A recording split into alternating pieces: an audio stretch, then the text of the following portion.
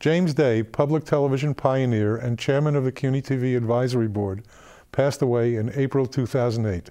His legacy includes the series Day at Night, which aired for 130 episodes beginning in 1973. The program features interviews with many of the great thinkers and achievers of the 20th century.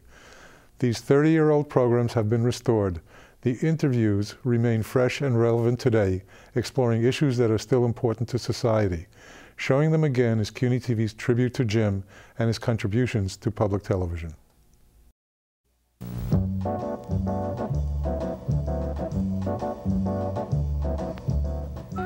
The name of Jonas Edward Salk entered our lives with startling and welcome suddenness nearly 20 years ago.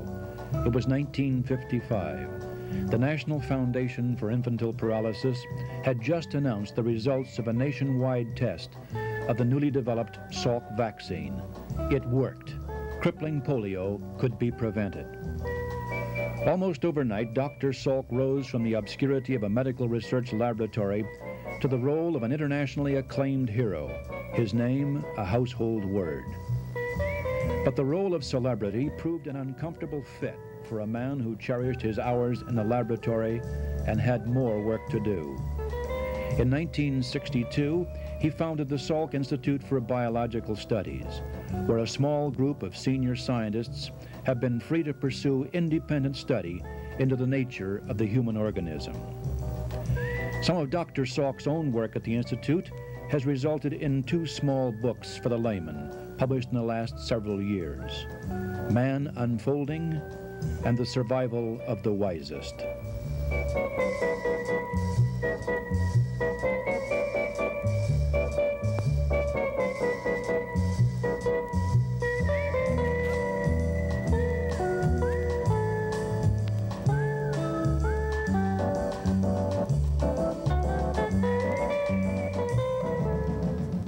Dr. Salk, medical science in your own work included has wrought near miracles in keeping more people alive and keeping them alive longer, and in the process it's contributed to one of our most important problems today, that is the problem of overpopulation, of how this planet can sustain that kind of a population growth. Are we headed on an apocalyptic course? Well, of course, what you just described is the result of our success. Yes. And success, not infrequently, leads to other problems that have to be dealt with, and this is an example of precisely that. There are many who look at the curve of population growth and see only the kind of course you've described or you mentioned, whereas there is another way of looking at the problem. A more hopeful way? Yes, more hopeful in the sense that nature has had this experience before. Oh. Nature has a way of controlling and regulating, so to speak, in the normal course of events, the growth, the level of a population of any organism, any species, any variety in a given ecosystem. Man is rather new in this respect. Man has now reached the point at which we may say that he is living in a closed system, meaning that there is a limit to the resources on the planet, and he will thereby be forced to accommodate himself and his numbers to those conditions. But man as a thinking being is against the earlier forms of life you're talking about. Yes. He has his own will. He can make his own decisions. Yes. What if he doesn't make a decision to do just what you've described? Well, I think you have to speak not of man in the sense of mankind, but men as individuals and as groups. There are some who will behave in a way that I think will prove to have been unwise, and there are some who will behave in a way that I believe will have proven to have been wise. Mm-hmm. Therefore, to ascribe to man generally the attributes or the behavior, the characteristics of one or the other would be inappropriate. Mm-hmm. We therefore must recognize that there will be some who will not survive, and there will be others who will contribute to the survival and evolution of mankind. We are. This is not exactly the survival of the fittest, then. The fittest have survived up to this point. It is my contention that now we must speak of the survival of the wisest. I see. Which, as you know, is the title of the book that I was responsible for, yes. that came out about a year ago. And and how would you describe the wisest in this context? Those who understand the processes of nature and understand the nature of the evolutionary process and take it into consideration in their relationships to others, to themselves, and to nature and to the cosmos. This is quite in contrast to what has been, because man has always fought nature. It's been yes. the fight to overcome the forces of nature. Now you're saying that the wisest are those who, what, cooperate with nature? Yes, those who will cooperate with nature and cooperate with the inevitabilities of the laws of nature. This is the evolutionary process, then. Exactly. And when man recognizes and understands and feels the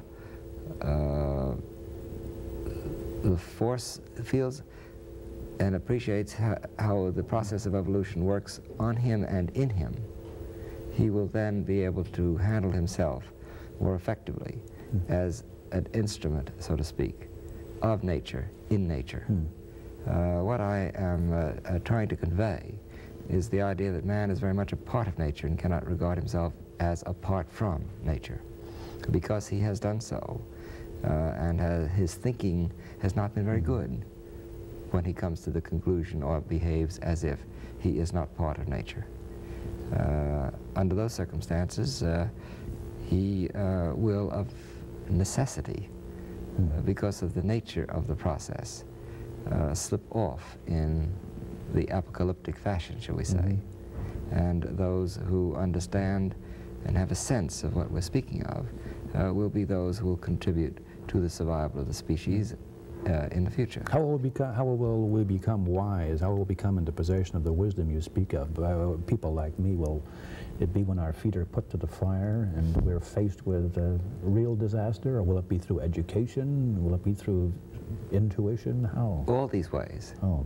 And if it is in a person to be wise, then he will learn in one way or another. If, on the other hand, he is so constructed or so crippled or so distorted in his perceptions, in his understanding, then he will respond inappropriately rather than appropriately.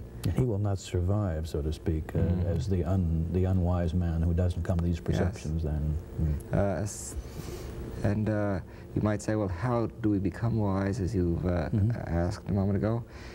Perhaps it would be better to think in terms of learning to behave as if we were wise. Because wisdom I see as an attribute, not unlike other talents and skills that need to be developed. There is something innate in those who have the characteristics and attributes that we associate with wisdom. And this is not necessarily associated with education either. It isn't? No, indeed not. You must remember that there are individuals who exhibit wisdom who have had no formal education. And wisdom is a word and a concept that antedated formalism in the educational process. Now, this does not mean that through education one cannot learn to behave as if one were wise, and one cannot enhance one's wisdom, so to speak, through the experiences that this affords. So that what you are, shall we say, focusing upon is something that I regard as of crucial importance and of the greatest importance at this particular point in evolutionary time, because I think that we are going through a phase change in which that which we have always regarded to be a value, namely wisdom, will now be a necessity. And this It also suggests lots of other changes too, does it not? Indeed. Things that we placed high value upon today, we may place lower value upon tomorrow? Indeed, and that's the nature of the phase change. I see us going through, see many evidences. You do see evidence of it now? Oh yes, yes. For some years now this has been accumulating, where that which was of value, of positive value, is now of negative value. By the same token, that which is of positive value now may have been of negative value before. Yeah. Now, I have used as a way of explaining this idea the familiar S-shaped growth curve, which is the so-called sigmoid curve, which we see in living systems, in which organisms increase in number, as is true of man. Yeah. They go through an exponential phase, very rapid growth, and then the population So you anticipate that the population will level off at some higher level than we are at the moment, of course? Yes, of course, because from the evidence, we are in that exponential phase of growth. Now, looking at the planet as a whole. The period of change. Yes. The period in which we are now is one of very rapid change, associated with a rapid increase in population. What kind of values, excuse me, what kind of values do you see changing? Where do you see evidence of changes in the value system? In young people, for example? Is it? Especially. They are born into what I think of as a new epoch. I refer to it as Epoch B, as distinct from Epoch A. And they are influenced in the shape of their thinking and of their perceptions by the world in which they are, into which they're born. In the same way, those who were born deeper into Epoch A, who are still alive, were shaped and formed in a different set of circumstances. There is no doubt that apart from the genetic differences amongst individuals, there are influences that help shape the orientation, perceptions, and values of those born at each point in time. It's self-evident that children who are born into a period where television is commonplace would have had different experiences than those born previously. We see evidences of this if we look at the different cultures on the face of the planet. So that I need not press too firmly to bring evidence to bear that there is an enormous variety in time and in space amongst individuals, attributable in part to genetic considerations and in part to environmental influences, circumstantial influences. Now, we see occurring on the planet as a whole an influence by virtue of the rapidity with which we are all in communication with one another, the shortness of distance, of time. The planet is literally becoming a single place rather than one that can be carved up reasonably into territories. With increasing interdependence.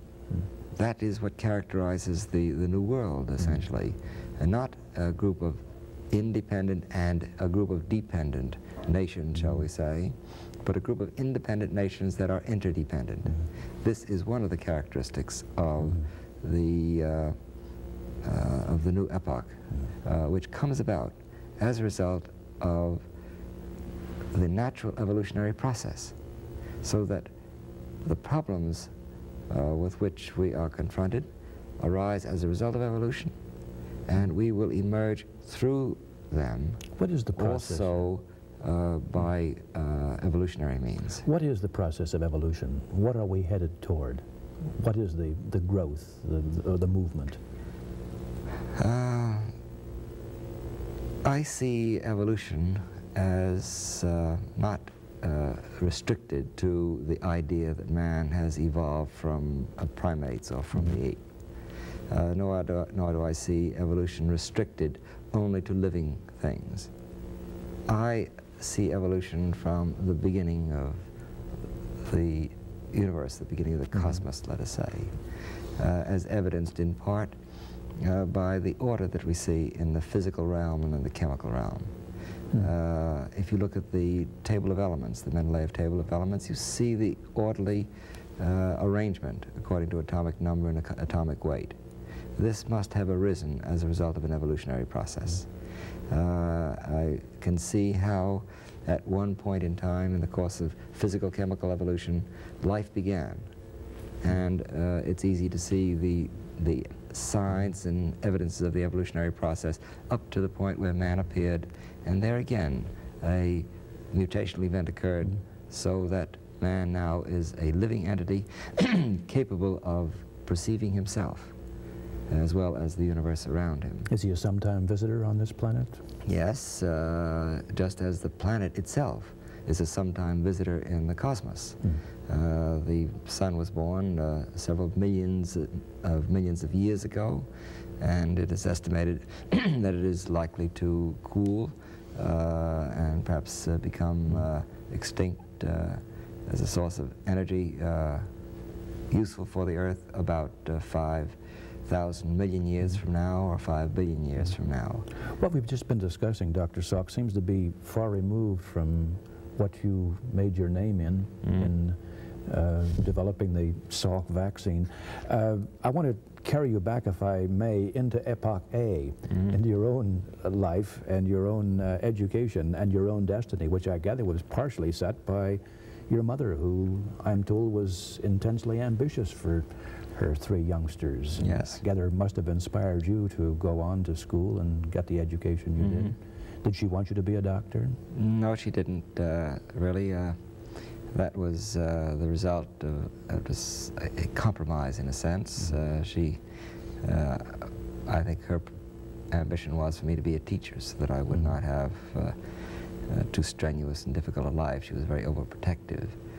My preference was law, but we couldn't agree on that. And, so medicine was the compromise. So medicine was my choice, and at least I did not do what she wanted nor what I wanted, but something else. Was your home a home where learning was much revered? Your father was in the garment industry. Yes, wasn't he? no, there was no tradition of learning other than perhaps the tradition of the Jewish heritage, where of course learning was highly respected. But my mother had been an immigrant and was not able to read English very well, as a matter of fact, because she came to this country and very promptly went to work in order to help support the family. My father had not too much education up through elementary school. And nevertheless, my mother's desire was for her children to have as much education as possible. And you were a very good student, apparently. Well, I was and was not. It was rather uneven. There were some things that I was interested in more than others, but by and large I got But through. you did go to a high school rapidly. in New York, which was for outstanding or for Yes, exceptional students. it was, High yes. school apparently no longer exists. That's right. And then on to Columbia. No, I went to City College. City College, of course, Yes. and then to NYU Medical School, without the intention of practicing, I gather. Never. I had always been interested in research as a career. I knew that when I went into medicine. That also was shaping things in accordance with the way I began to feel, in the sense of beginning to be aware of what I was interested in. I began to develop a self-awareness that began to lead me. I began to use... Was it a natural process, or was it influenced by teachers? I think it was a natural process. I think I observed and felt and chose, often not knowing why. I would say that what we call intuition was strongly operative, and it still is. I become aware and think about things that come to mind, so that I engage in the process of rationalizing what are the perceptions that seem to come from no place in particular. So you've depended heavily, even as a scientist, upon that intuition, imagination, that other aspect of your being that's not the intellect? I have always used both as strongly as I possibly could, so that I'm constantly challenging one with the other. I don't see how else I could function, and I believe that that is what we must aspire to ultimately. And when we speak of Epoch B, as we did a while back, and what it is that we should aspire to in the future, perhaps it is the development of both aspects of the mind that we referred to as the intuitive. Can you develop the other aspect? The intellect obviously is developed by education, but how is the imagination, the intuitive aspect developed? By use? Yes, by use and by not being inhibited and being turned off by hypertrophying the intellectual, for example. If we are aware and conscious of the existence of these two aspects of the mind and that each must be developed separately and then together, then we are beginning to comprehend the nature of the dualism, that man is the nature of the dualistic structure of the universe, and recognize that these two parts of the mind playing together are not unlike the two eyes that allow you to see, to have depth perception. If you look through one eye only, you do not see depth. You see everything in one plane. And I play with ideas such as these because I see the two-ness of the oneness, in a sense, which you're forced to recognize when you understand the nature of the processes of life. I suspect that the creative process and man's intelligence all are dependent upon the operation of these two realms. After you had done 5 years or so of research with flu vaccine at the University of Michigan, he went to the University of Pittsburgh to take on a task of typing the polio virus. No, I didn't go there for that purpose, but when I got there, someone provided me or offered me the opportunity to become so involved. What has later turned out to be, of course, a most significant event might not have seemed at the moment to you to be that significant event. You had no idea, I suppose, at that moment where it might lead, did you? Well, I suppose. I think I must have. You had that hope at any rate, huh? Well, it was obvious that this was the beginning of an evolutionary process. Certain things have to be known before you can know something else. I was quite young then, and polio was a problem that was clearly unsolved. It remained to be dealt with. And what one does in research is to make a beginning without knowing necessarily how quickly or even where you will end. But you must make that beginning. The beginning must be made. I call that commitment. You feel yourself drawn to, caught by, engaged and involved, and then one thing leads to another. I still am in that state of being and the state of becoming constantly in relation to other questions. How did you feel that day in 1955 when the announcement was made that I guess the announcement was the vaccine works? Was it a feeling of achievement, satisfaction, or another beginning for a new challenge? Yes, well, it was for me an anticlimax in the sense that I had already known, not the results. I heard about that for the first time that day. After unbelieving. What, over a year's testing, wasn't it? Yes, but I knew that it had to be that way, or else we would have to say that immunization against diphtheria, which had been used for many years, didn't work. It was in conformity to a principle, and what was necessary was to determine how to determine whether or not that principle was applicable in this particular system. My life changed very abruptly at that time. You became a public figure. Yes. As Ed Murrow said that evening, I'll always remember it, young man, a great tragedy has just befallen you. And I said, what do you mean? And he said, you've lost your anonymity. And it was a handicap.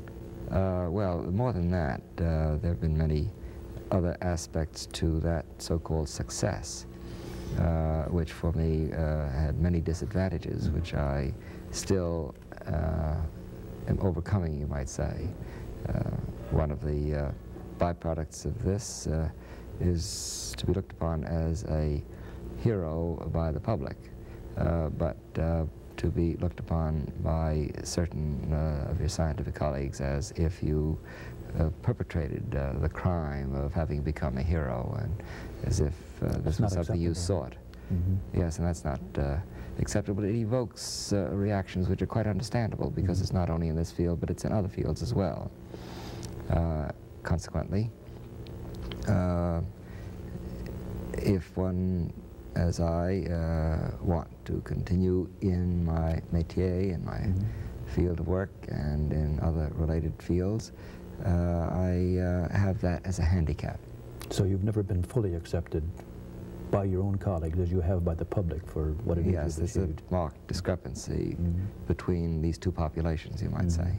The institute, which was created later, became almost an escape for you from the public demands. Did it not? A chance to go back to laboratory work of the sort?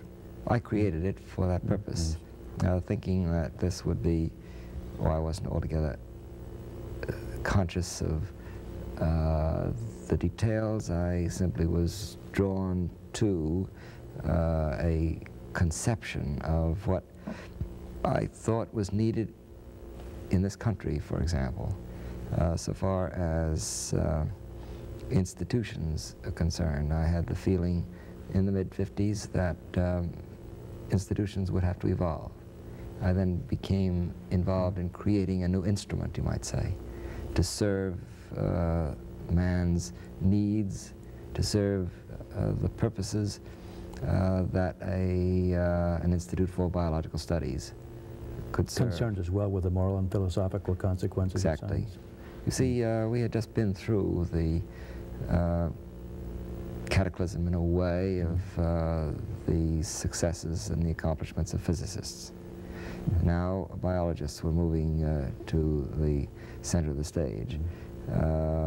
As I have said it before, I thought that an institute doing this kind of work should contain within it the conscience of man. And it was for this reason that I saw the need for creating an Institute for Biological Studies that would be concerned not only with biology, but with medical questions, but also would be humanistically oriented.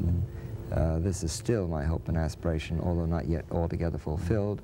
However, I am expecting that in time, because of the nature of the changes that are taking place on the human scene, that this will in fact be realized. Let me ask you, with only 1.5 minute remaining, a big question. You've said that in Epoch B, the attributes that will be most prized will be those that give the feelings of satisfaction and fulfillment. Which in your life have given you the most satisfaction and fulfillment? Everything that I've done, I suppose. It's all part of the same fabric, part of the same tapestry, if you will, and I can't say that any one thing more than another, because I cannot expect to have been more fortunate than I have been. Thank you very much.